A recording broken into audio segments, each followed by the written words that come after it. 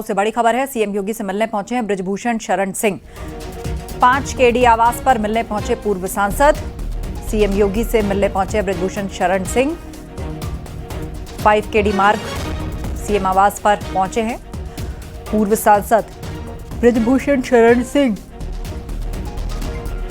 उत्तर प्रदेश के मुख्यमंत्री योगी आदित्यनाथ से मुलाकात इस वक्त उनकी चल रही है। संकेत से इस पर अपडेट लेते हैं। जी संकेत। बिल्कुल, मुख्यमंत्री योगी आदित्यनाथ से बृजभूषण शरण सिंह की मुलाकात हो रही है। गोंडा से पूर्व सांसद रहे हैं और मुख्यमंत्री योगी आदित्यनाथ के आवास पर यह मुलाकात चल रही है। पिछले आधे घंटे से ज्यादा का वक्त हो गया है इस मुलाकात को चलते हुए और जाहिर सी बात है कि बृजभूषण शरण सिंह अपने बयानों के लिए लगातार चर्चा में रहते हैं और बृजभूषण शरण सिंह मुख्यमंत्री योगी आदित्यनाथ से लंबे समय बाद आज मुलाकात करने के लिए आए हैं और मुख्यमंत्री योगी आदित्यनाथ के आवास पर बृजभूषण शरण सिंह की मुलाकात मुख्यमंत्री योगी आदित्यनाथ से चल रही है। बिल्कुल, लंबे समय बाद ये मुलाकात हुई है और इस वक्त ये मुलाकात चल रही है। आप इस पर नजर बनाए रखिए, आगे हम आपसे अपडेट्स लेंगे। शुक्रिया जानकारी के लिए।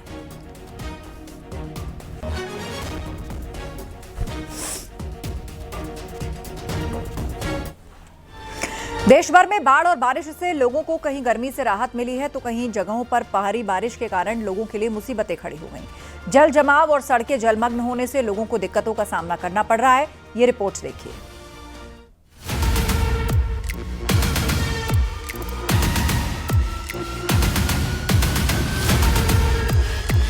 बारिश मूसलाधार, आफत बादल फाड़, शहर शहर बाढ़ बारिश का कहर, गांवों में जल प्रहार, मुसीबत बेहिसाब। देश के कई हिस्सों में बाढ़ बारिश से हाहाकार मचा है। तेज बारिश के बाद अलग अलग इलाकों से खौफनाक तस्वीरें सामने आ रही हैं जो दिल दहला देने वाली हैं। ऐसा ही बलिया में गंगा और सरयू नदी में उफान के बाद कटान की दहला देने वाली तस्वीरें सामने आईं, जिनमें कटान बहुत तेजी के साथ देखा गया, जिससे गांव के लोगों में दहशत का माहौल है। किसानों की जमीनें नदी में पूरी तरह से समा चुकी हैं। वाराणसी में गंगा के साथ साथ वरुणा नदी भी उफान पर है। निचले इलाकों में पानी घुसने से जनजीवन अस्त व्यस्त हो गया है। लोग अपना सामान लेकर सुरक्षित ठिकानों की ओर जा रहे हैं। जिला प्रशासन की ओर से बाढ़ राहत शिविरों का इंतजाम किया गया है। लोग अपना घर छोड़कर राहत शिविरों और किराए के घरों में जा रहे हैं। उत्तराखंड के हल्द्वानी में भी एक नाले में तेज बहाव में एक कार बह गई। कार में 10 लोग सवार थे। हालांकि पुलिस ने रेस्क्यू ऑपरेशन चलाकर सभी कार सवार 10 लोगों को सुरक्षित बाहर निकाल लिया। कार सवार उफनते नाले को पार करने के चक्कर में बह गए थे, जिसकी खौफनाक तस्वीरें सामने आईं। सिर्फ यूपी ही नहीं बल्कि देश के बाकी राज्यों में भी बाढ़ बारिश का कहर जारी है। राजस्थान, एमपी से लेकर बिहार तक बाढ़ बारिश से लोगों को भारी मुसीबतों का सामना करना पड़ रहा है। अलग अलग हिस्सों से जल भराव की तस्वीरें सामने आ रही हैं। ये एमपी की तस्वीरें हैं, जहां घरों से लेकर दुकानों तक जल भराव से लोगों को परेशानी हो रही है। फिलहाल मौसम विभाग ने आगे भी बारिश की चेतावनी जारी की है। Bureau report, news 18।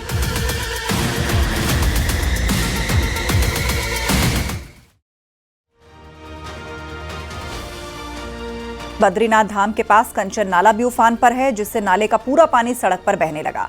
इस दौरान तीर्थयात्रियों की गाड़ी भी सड़क पर फंस गई। यात्रियों को भारी दिक्कतें उठानी पड़ी। पानी कम होने के बाद उफान में फंसी गाड़ियां बाहर निकल पाईं।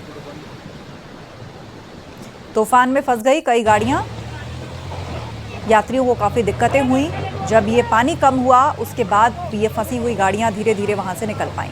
तेज पानी के साथ रोड पर मलबा आ गया। उफान पर आया कंचन नाला। चमोली की तस्वीर आप देख रहे हैं। बरसाती नाले का पानी किस तरह सड़क पर आ गया।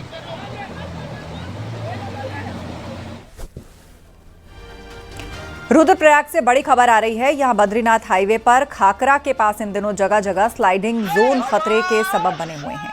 सोमवार को दोपहर में खाकरा के पास अचानक पूरी पहाड़ी खिसक गई। देखते ही देखते कई टन मलबा सड़क पर आ गया। इस दौरान वहां से गुजर रहे लोग दहशत में आ गए। कुछ वाहन भी बोल्डर की चपेट में आ गए। वहीं कई बाइक सवार कांवड़िए भी यहां से गुजर रहे थे। गनीमत ये रही कि मलबे की चपेट में कोई नहीं आया। मलबा गिरता देख कांवड़ियों ने शोर मचाया और दोनों तरफ के वाहन रुकवा दिए।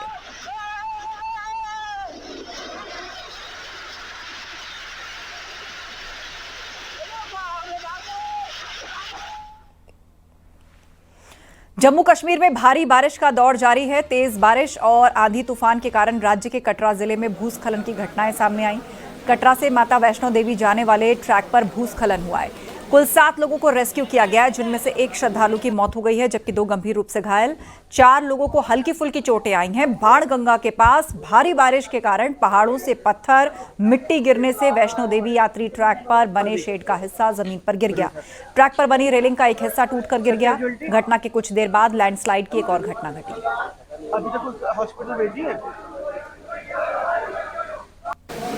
मुझे के आसपास पत्थर गिरा है, जो ट्रैक थोड़ा सा डैमेज हुआ है और रेस्क्यू कार्य चल रहा है। 7 लोग जो है वो माइनर इंजरी सस्टेन किए हैं और 3 लोग जो है वो क्रिटिकल इंजरी उनको हुई है, उनको शिफ्ट कर दिया गया है नारायण। किस तरह का रेस्क्यू अभियान चलाया जा रहा है? आप देख रहे हैं यहाँ मौके पर सभी अधिकारी और जो राहत कार्य है वो चल रहा है। तो हम फुल फ्लेजेड जो रेस्क्यू ऑपरेशन है पूरी तरीके से चला रहे हैं। साथ ही साथ ट्रैक भी जो है उसको भी खाद मलबा जो है खाली करवा रहे हैं ताकि। क्या आप सोच सकते हैं कि आज के जमाने में लड़की की शादी 2 लड़कों से हो जाए और कानून भी इजाजत नहीं देता, लेकिन हिमाचल प्रदेश में एक ऐसी शादी हुई है जहां एक लड़की ने 2 सगे भाइयों से शादी की और शादी की तस्वीरें भी सामने आई हैं।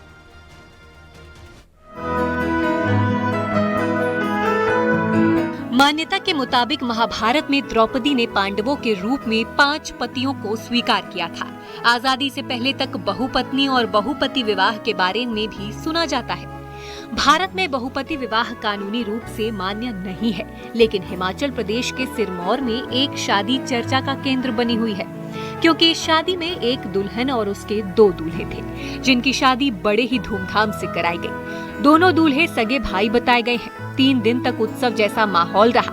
13 जुलाई को शादी की सभी रस्में पूरी की गईं। रिश्तेदारों और गांवों से मिलाकर करीब 4000 लोग इस शादी के गवाह बने। शिलाई गांव के भाई प्रदीप और कपिल के साथ सुनीता की शादी हुई। जानकारी के मुताबिक दोनों भाइयों में से एक सरकारी नौकरी करता है, वहीं दूसरा बहरीन के होटल में काम करता है। वहीं इस प्राचीन प्रथा की शादी से कई लोगों में खुशी का माहौल है। जो एक सामूहिक विवाह किया वो हमारे हाटी कबीले के लिए एक बहुत बड़े एक मैसेज है और बहुत बड़ी खुशी की बात है। पढ़ा लिखा समाज, पढ़ा लिखा बेटा जो प्रदीप है वो IPH में कार्यरत है और जो अपना कपिल नेगी जी है वो होटल मैनेजमेंट में बाहर विदेश में कार्यरत है। कितनी बड़ी बात है। पढ़े लिखा बच्चे की सोच आज 21वीं सदी में जो काम बरकरार जिंदा रखा है। मैं इन तीनों बच्चों के लिए और इनके माँ बाप के लिए कोटि कोटि धन्यवाद करता हूँ। अब 2 दूल्हों और 1 दुल्हन वाली शादी हैरान तो जरूर करती है, क्योंकि आधुनिक युग में ऐसा होना सामान्य तो नहीं कहा जा सकता। बताया जा रहा है कि ये हिमाचल के गिरपार क्षेत्र की पुरानी परंपरा है, जो सदियों से चली आ रही थी। हाटी क्षेत्र में इस परंपरा को जोड़ीदारा प्रथम कहा जाता था। सगे भाई एक ही लड़की से शादी करते थे, जिसके पीछे संयुक्त परिवार रखने का भी हवाला दिया जाता था। ये हमारे यहाँ प्राचीन काल से इसका कोई इतिहास नहीं है, जब से ये प्रचलित है। इसके पीछे कार्य का विभाजन और आपसी एकता और जो भाईचारे की मिसाल है वो रहती है। जैसे कोई पशु का कार्य देखता था, कोई खेती बाड़ी का देखता था, कोई मेहमानबाजी का देखता था, तो इस किस्म के जितने भी हमारे कार्य बटे हुए होते थे, तो उन सब ने मिलके ये तय किया अनादिकाल से कि ये इससे हमारा विघटन नहीं होगा और संगठित रहेंगे। समय के साथ साथ ये परंपरा पीछे छूट गई थी। ऐसी शादियां चोरी छिपे होती रही हैं, लेकिन शादी की तस्वीरें इस तरह कभी पहले सामने नहीं आई। वहीं शादी के बाद तीनों ने बताया कि ये फैसला किसी दबाव में नहीं लिया गया है। तीनों ने आपसी सहमति से शादी की है। हिंदू विवाह अधिनियम में 1 से ज्यादा पति या पत्नी होना गैर कानूनी है, लेकिन कुछ जगहों पर परंपरा आज भी निभाई जा रही है। फिलहाल सिरमौर की ये शादी काफी चर्चा में है। Bureau report, news 18, UP Uttarakhand. Bareilly से एक हैरान कर देने वाली खबर सामने आई, जहां एक अमन नाम का शख्स मुर्दा घर में पिछले 10 सालों से बिना सैलरी के लिए सिर्फ इसलिए काम कर रहा है जिससे उसका अगला जन्म अच्छा हो जाए।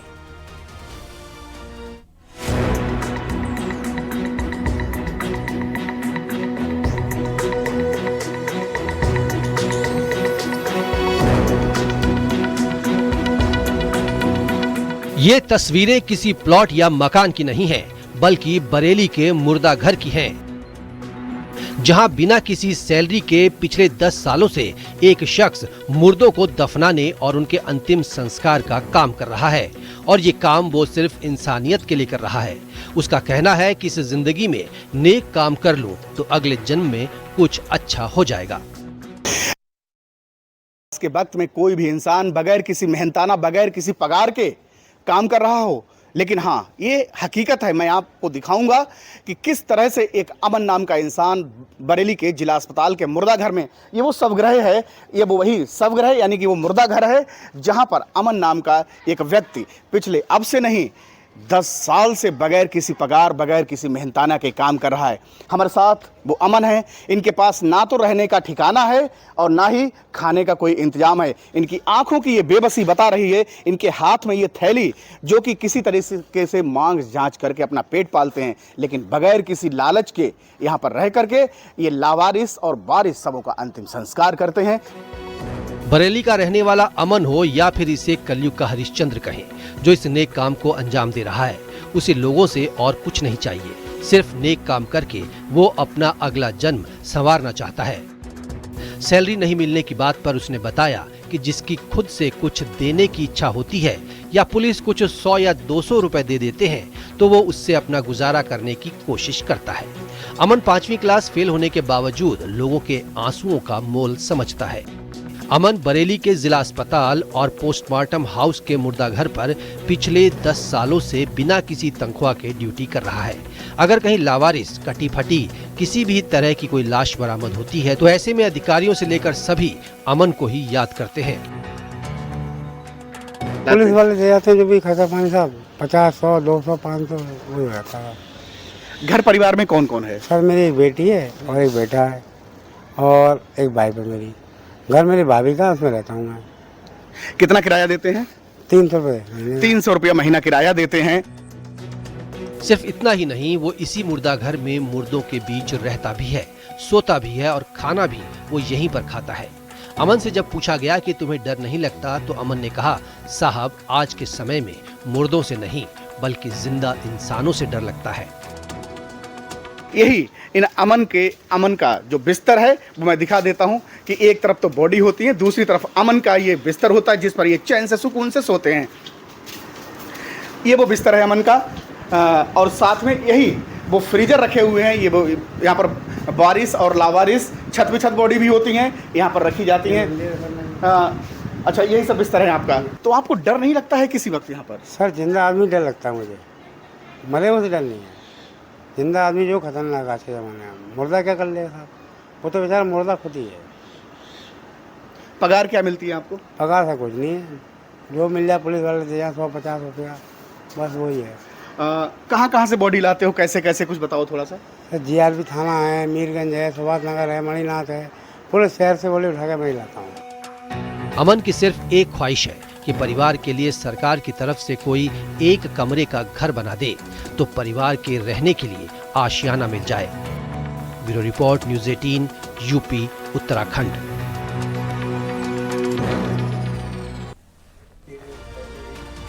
मुजफ्फरनगर से बड़ी आतंकी साजिश का खुलासा हुआ है। पुलिस ने ककरौली थाना क्षेत्र से 3 आरोपियों को गिरफ्तार किया। इनके नाम नदीम, मनोशेर, रईस हैं। ये तीनों आरोपी ककरौली के रहने वाले हैं। इनके पास से मोबाइल मिले हैं। व्हाट्सएप ग्रुप के जरिए वायरल की जा रही भड़काऊ फर्जी वीडियोस भी बरामद हुई हैं। पुलिस ने खुलासा किया, इन सभी आरोपियों की साजिश दंगा भड़काने की थी। सांप्रदायिक तनाव फैलाने, लोन वुल्फ आतंकी हमले की प्लानिंग थी। वीडियो में महिलाओं से लेकर बच्चों की निर्मम हत्या को दिखाकर समाज में नफरत फैलाने की साजिश रची जा रही थी। पुलिस ने कहा कि इस साजिश का कनेक्शन पाकिस्तान के आतंकी और राष्ट्र विरोधी संगठनों की भूमिका से इनकार नहीं किया जा सकता। UAPA, IT एक्ट और गंभीर धाराओं में मामला दर्ज हुआ है। फॉरवर्ड बैकवर्ड लिंक की जांच की जा रही है।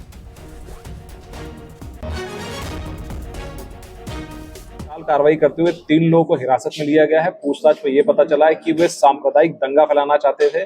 श्रावण मास का आज द्वितीय सोमवार है। इस समय कांवड़ श्रद्धालुओं की भीड़ अत्यधिक है और इससे वे चाहते थे किसी प्रकार से कोई ऐसी चीज है कि धर्म के नाम पर मॉब लिंचिंग हो जाए अथवा कोई व्यक्ति उद्वेलित होकर इन विभत्स तस्वीरों को देखकर उद्वेलित होकर कोई लोन वुल्फ अटैक भी करवाया जा सकता था। इस पूरे घटनाक्रम में 3 लोग भी पकड़े गए हैं। इसमें 4 ऐसे ग्रुप्स हैं जिसमें सैकड़ों मेंबर्स जुड़े हुए हैं जिन्होंने इस वीडियो को देखा है। हमारी टीम्स इस समय अन्य राज्यों में और अन्य प्रदेशों में भी दबिश दे रही हैं, जिससे हम इस मॉड्यूल से या इस पूरे गिरोह से जुड़े हुए जितने लोग हैं उन सबको जल्द से जल्द अरेस्ट करके इसमें बाकी लिंकेजेस का पर्दाफाश कर सकते हैं। कई शहरों में सावन के सोमवार के मौके पर कांवरियों पर पुष्प वर्षा की गई, जिनकी तस्वीरें सामने आई। इस दौरान कांवरियों ने बम बम भोले और हर हर महादेव के जयकारे लगाए। बुलंदशहर, हापुड़ और गाजियाबाद 3 तस्वीरें आप देख रहे हैं। कांवरिये वहां हेलीकॉप्टर से पुष्प वर्षा की गई। पुलिस और प्रशासन ने मिलकर कांवर मार्ग पर पुष्प वर्षा की। बुलंदशहर, हापुड़ और गाजियाबाद ये तीनों ही जगह ऐसी हैं, बड़ी संख्या में कांवरिये यहां से यात्रा करते हुए दिखते हैं और इन सभी जगहों पर प्रशासन की ओर से फूल बरसाए गए।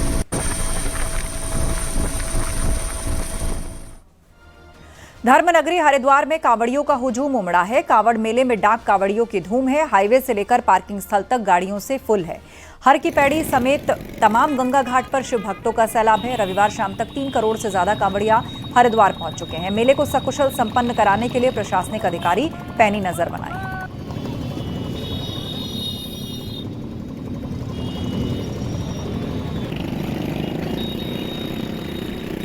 देखिए, शासन प्रशासन के साथ मिलकर के हमने कई बैठकें करी और उन बैठकों के अंदर पूरी हरिद्वार, हर की पौड़ी क्षेत्र, आसपास के घाट और सभी क्षेत्रों की योजना हमने विस्तार के साथ बनाई और विस्तार के साथ बना करके सभी लोग अपने अपने कार्य को पूरी कर्मण्यता के साथ कर रहे हैं और उसी का यह परिणाम है कि इतना सफल कावड़ का आयोजन, इतना सफल कावड़ का मेला हो रहा है। कांवड़ मेले के बीच हरिद्वार में श्रद्धालुओं की भारी भीड़ उमड़ रही है। इस वक्त दूर दूर से शिव भक्त कांवड़िए हरिद्वार पहुंच रहे हैं और गंगा में यहाँ आस्था की डुबकी लगाते हुए गंगा जल भरकर अपने अपने गंतव्य को रवाना हो रहे हैं। हर की पैड़ी, सुभाष घाट, मालवीय द्वीप और आसपास के जितने भी गंगा घाट हैं वो इस वक्त पूरी तरह से श्रद्धालुओं से, शिव भक्त कांवड़ियों की भीड़ से पटे हुए हैं। तस्वीरों में हम आपको दिखा रहे हैं कि गंगा घाट पर कितनी बड़ी संख्या में जो श्रद्धालु हैं, शिव भक्त, वो यहाँ पर जमा हैं और गंगा में डुबकी लगाकर अपनी अपनी कैन में, अपनी कावड़ में यहाँ गंगा जल भर रहे हैं और यहाँ से रवाना हो रहे हैं। इस वक्त डाक कावड़ का दौर पूरी तरह से जारी है। अगले 2 दिन इसी तरह की यहाँ पर स्थिति बनी रहेगी और लगातार भारी संख्या में जो भी श्रद्धालु यहाँ पर पहुँच रहे हैं लगातार अपने गंतव्यों को रवाना होंगे। अब तक अगर आंकड़ों की बात करें तो 3 करोड़ से अधिक जो श्रद्धालु हैं, शिव भक्त कांवड़िए, वो हरिद्वार पहुंच चुके हैं और हरिद्वार से गंगा जल भरकर रवाना हो चुके हैं। ये प्रशासन के आंकड़ों की अगर बात करें, अनुमान की बात करें तो इस बार 5 करोड़ पार हरिद्वार के जो कांवड़ मेला है वो 2025 कर सकता है। अभी 2 दिन बाकी हैं। इसी तरह से अगर आंकड़ा बढ़ता रहा तो जाहिर तौर पर 5 करोड़ पार आंकड़ा कर सकता है। न्यूज़ 18 पुलकित शुक्ला, हरिद्वार। बच्चों को सुरक्षित माहौल देने के लिए सीबीएसई की पहल। स्कूल्स में छात्रों की सुरक्षा के लिए सीबीएसई का कदम। स्कूलों के गेट, लैब्स में सीसीटीवी लगवाने के आदेश। स्कूल की लाइब्रेरी, लैब में भी लगेंगे सीसीटीवी। सीबीएसई का सभी स्कूल्स को सीसीटीवी कैमरे लगाने का निर्देश।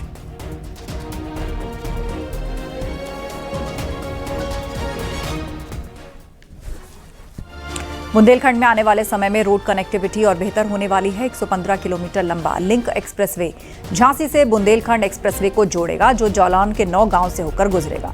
लिंक एक्सप्रेसवे के निर्माण से होने वाले 9 गांवों के करीब 50,000 लोगों को फायदा मिलेगा। भूमि अधिग्रहण की तैयारी की जा रही है। किसानों को सर्कल रेट का 4 गुना मुआवजा दिया जाएगा, यानी इन गांवों को विकास के पंख लगने वाले हैं। लिंक एक्सप्रेसवे को बनाने में करीब 1300 करोड़ की अनुमानित लागत आएगी।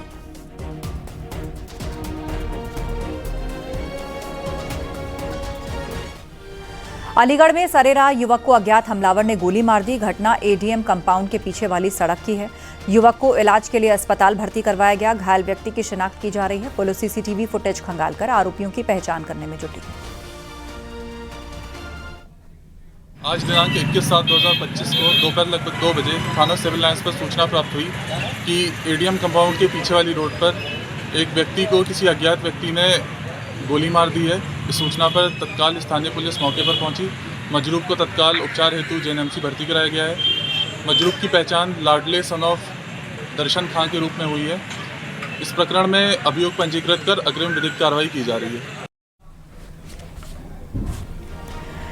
और वक्त एक ब्रेक का है, लेकिन ब्रेक पर जाने से पहले आपको बता दें, न्यूज 18 ऐप अब नए अवतार में। न्यूज 18 ऐप डाउनलोड करें, खबरों से जुड़े बदलाव का हिस्सा बने। अपने शहर, देश और दुनिया की खबरें अब सीधे आपके मोबाइल पर। नीचे दिए गए QR कोड को स्कैन करें और फौरन डाउनलोड करें न्यूज 18 ऐप।